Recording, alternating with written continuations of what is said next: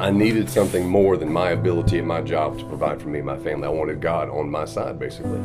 So I began to give in faith, even when it hurt, even when there were times I had to put a bill off for the next week or the week after, even when that meant I couldn't do something for myself or my daughter. I began to give in that faith, just knowing that it's more about the act of, where's my trust at? Is my trust in me saving money, or is my trust in my Father providing for me? My family grew up tithing. My mom was always on a budget, but her first 10% always went to God. So it didn't matter if I had an allowance or my first job, I was expected to give. So it wasn't until a little bit later when finances started getting hard and we started losing a restaurant, and then it became the struggle.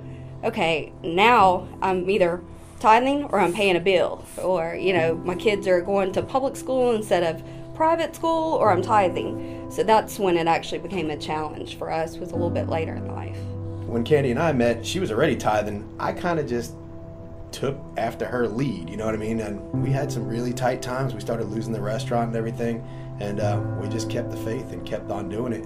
And sure enough, I mean, no matter how bad things got, it just seemed like we always had the money to pay the bills. I mean, and I would be driving around going, I don't know how I'm going to put gas in my truck to get to the next job, because I do construction.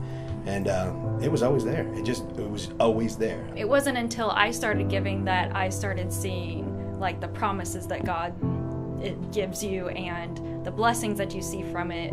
And that wasn't until I started giving after college. I started tithing, and one day that would mean missing a bill. The next month, all of a sudden, I would have enough to cover the bill and more.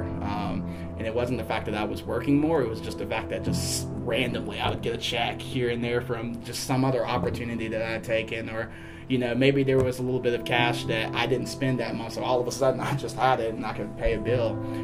And God really kind of worked through me my whole senior year.